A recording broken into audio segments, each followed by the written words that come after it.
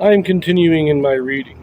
What I'm doing in this series is to read through the entire standard works of the Church of Jesus Christ of Latter-day Saints. This consists of the Bible, the Book of Mormon, the Doctrine and Covenants, and the Pearl of Great Price. I am continuing reading in a chronological order, according to event, not according to publication or volume, so I'm skipping around a bit as I move along. We are continuing in our reading of the Gospels. Many sermons, many parables, many miracles. Recently we read the story of the Mount of Transfiguration, which, from my research, marks the 6 months approximately before the crucifixion. So we're in the home stretch. We're in the final days, the final months. He's still in Galilee. He has not yet returned to Jerusalem because he knows that when he does, he will be sought after. They want to kill him there. So he's staying in Galilee and preparing the apostles to take over after he is gone. That's what we've been kind of dealing with primarily here. Now we're going to pick this up. This video will contain portions of Matthew, Mark, and Luke. And we're going to go in order. Matthew first. In this video, we have a Joseph Smith translation. Now what the Joseph Smith translation is, this is a translation or correction done by Joseph Smith to restore those passages that have been lost or corrupted over the years. Matthew chapter 18, verses 1 through 6. At the same time came the disciples unto Jesus, saying, Who is the greatest in the kingdom of heaven? And Jesus called a little child unto him, and set him in the midst of them, and said, Verily I say unto you, except ye be converted, and become as little children, ye shall not enter into the kingdom of heaven. Whosoever therefore shall humble himself as this little child, the same is greatest in the kingdom of heaven. And whoso shall receive one such little child in my name receiveth me. But whoso shall offend one of these little ones which believe in me, it were better for him that a millstone were hanged about his neck, and that he were drowned in the depths of the sea.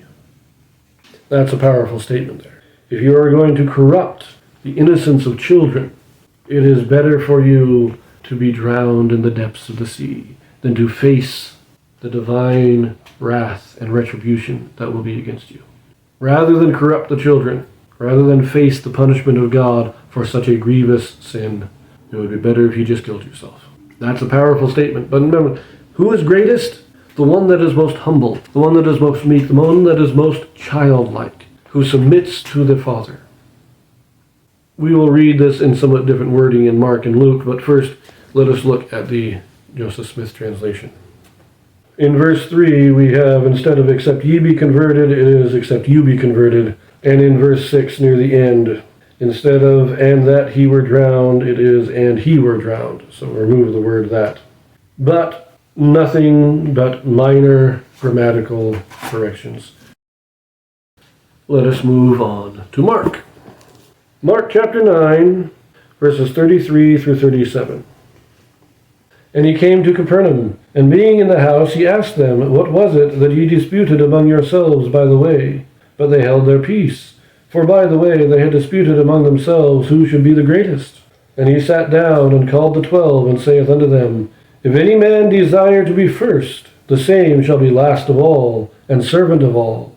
And he took a child, and set him in the midst of them. And when he had taken him in his arms, he said unto them, Whosoever shall receive one of such children in my name receiveth me, and whosoever shall receive me receiveth not me, but him that sent me.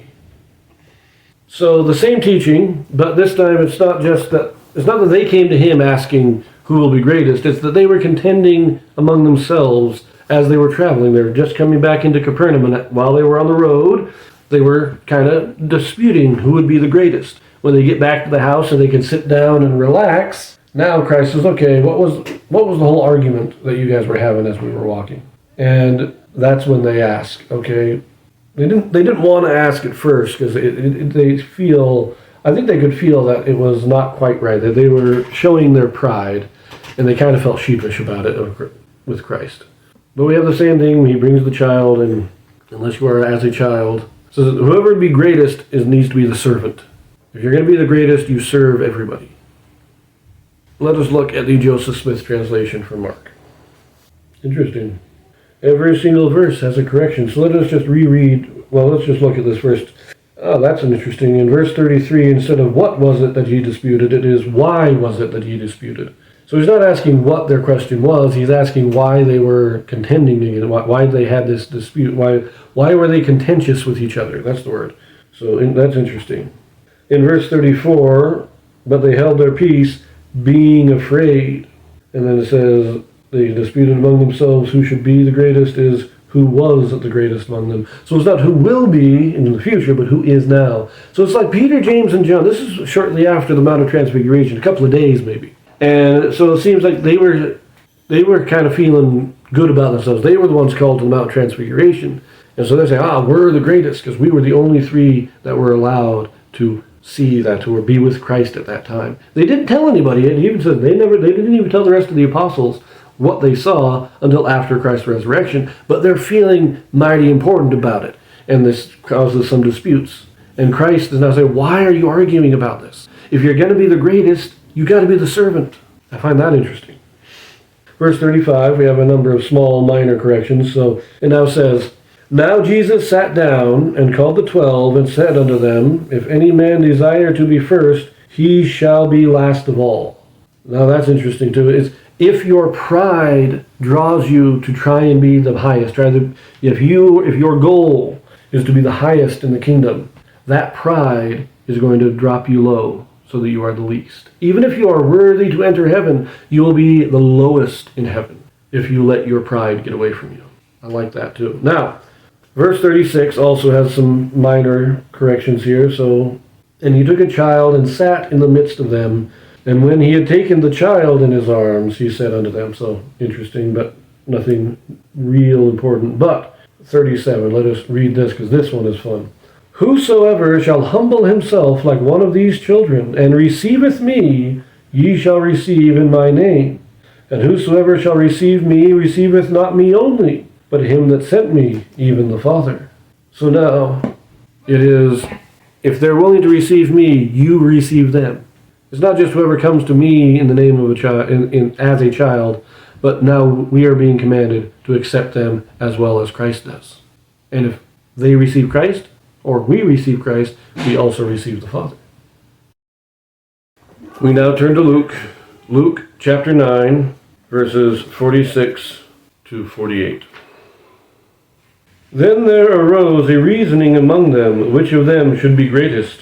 And Jesus, perceiving the thought of their heart, took a child, and set him by him, and said unto them, whosoever shall receive this child in my name receiveth me.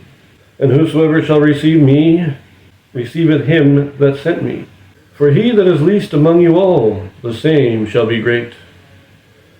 Again, a little bit more condensed than the others. On these points, Luke does seem to just touch on it. He doesn't seem to give going in depth as much with it, but it's very interesting. But no new information there, really. Let us look at the Joseph Smith translation. So in verse 46, change which to who. Verse 47 is now, and Jesus, perceiving the thoughts of their hearts, took a child and set him in the midst. And then in 48, near the end, for he that is least is corrected to for he who is least. Minor grammatical corrections. We're going to leave that here. Our next video will be in Matthew, and so I will see you there.